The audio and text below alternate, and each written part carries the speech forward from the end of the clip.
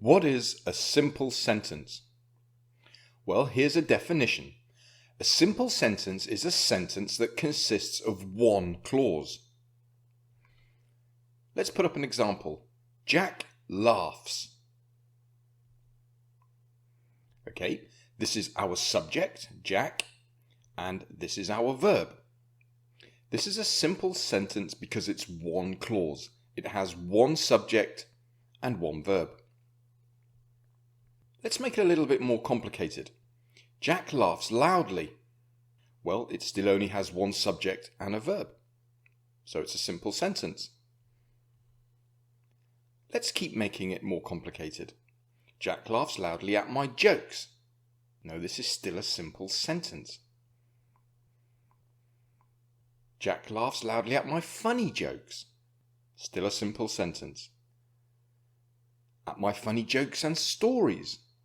No, it's still a simple sentence. If there's one subject with a verb, then it's a simple sentence. Let's put up a similar example. Jack and Jill laugh loudly at my funny jokes and stories. Well, this is our subject. It's actually called a compound subject because it's made up of two elements, but it's still a single subject. It's a single subject that governs one verb. This is a simple sentence. Let's keep making it more difficult. Jack and Jill laugh loudly and sometimes cry at my funny jokes and stories. So there are two verbs now, but there's still only one subject, even though it's a compound subject. So we have one subject governing two verbs. It's still one clause. It's still a simple sentence. When you have two or more verbs sharing the same subject, it's called a compound predicate. But it's still a simple sentence. Let's get rid of that. Let's look at an example that isn't a simple sentence. When I tell a joke, Jack laughs loudly. Well, here we have a subject with its verb. But look at this. We have another subject that's governing a different verb. Now we have two different clauses. And remember, a simple sentence is one that consists of one clause. This one has two clauses, so it can't be a simple sentence. This one is an independent clause because it could stand alone as a sentence. And this one is what we call a dependent clause because when I tell a joke could not stand alone as a sentence. So we have a dependent clause and an independent clause. This is not a simple sentence. This is actually called a complex sentence. And we have a page on the website and a video about complex sentences. Okay. Let's put up another example. Jack and his friend like walking and fishing but hate running and hunting. Okay, Jack and his friend. That is one subject. As we know, it's a compound subject because it's made of two elements. And there are two verbs. Our subject governs both verbs. This is an example of a simple sentence with a compound predicate. But look at this similar example. Jack and his friend like walking and fishing, but they hate running and hunting. This time we have two subjects and two verbs. The compound subject, Jack and his friend, governs the verb like, but the word they governs the word hate. So now we have two subjects. We have two clauses. These are actually two independent clauses. Both of them could stand alone as sentences. This is what we call a compound sentence.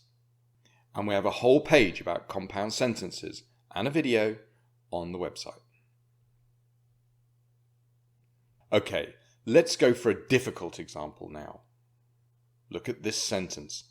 Wolves and European brown bears developed a fear of humans too late and became extinct in the British wilds and the forests and mountains of Europe in medieval times. That doesn't look like a simple sentence, but grammatically it is a simple sentence. Wolves and European brown bears is our compound subject. It is the subject of the verb developed. It is also the subject of the verb became.